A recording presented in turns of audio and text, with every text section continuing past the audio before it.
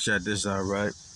Now, I was watching some video, and it came across that how when Jesus Christ walked the earth, he warned about the end times.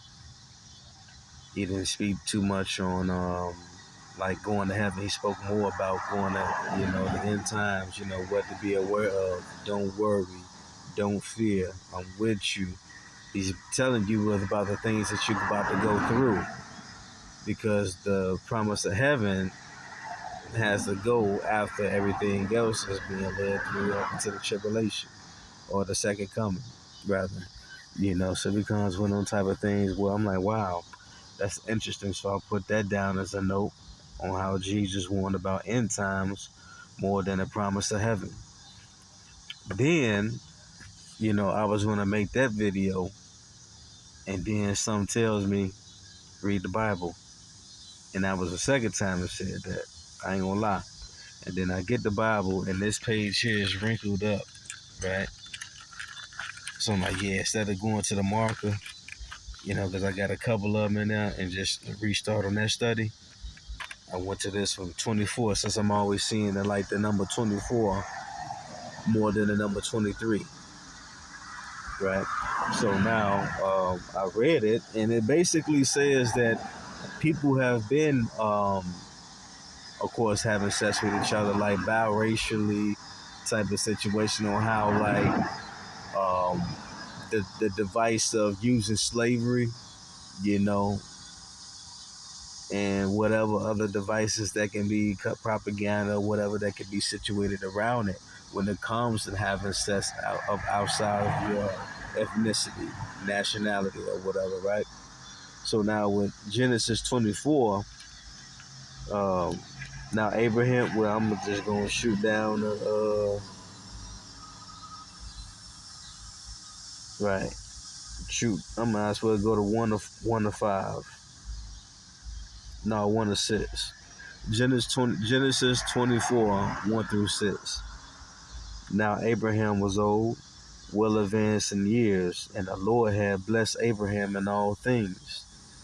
And Abraham said to his servant, the oldest of his household, who had charge of all that he had, put your hand under my thigh, that I may make you swear by the Lord, the God of heaven and God of the earth, that you will not take a wife for my son from the daughters of the Canaanites, among who I dwell, but will go to my country and my kindred and take a wife for my son Isaac. Right? So if he was to go before saying that, it wouldn't matter who he chose to have, whether a Canaanite or whether somebody back where he, what was Abraham from? Something else to learn. Okay, so back to where Abraham was then from, his land.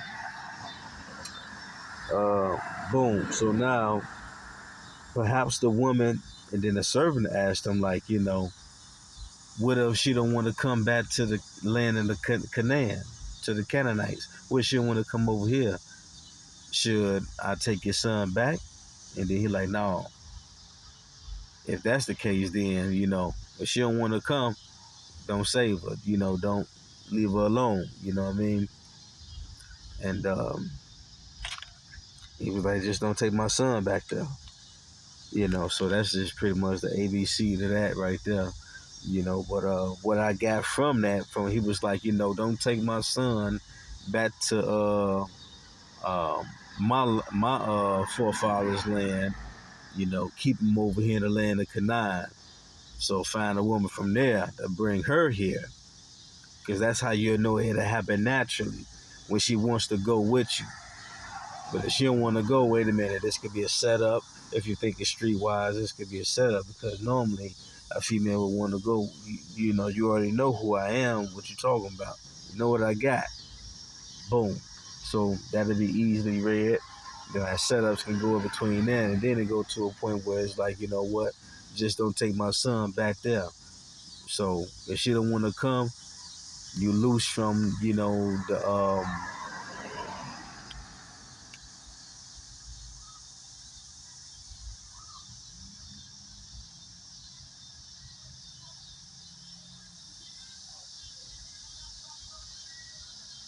you release from the contract pretty much.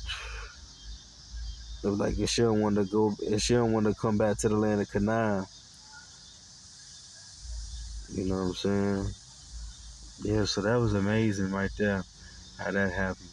Um, Peace and love.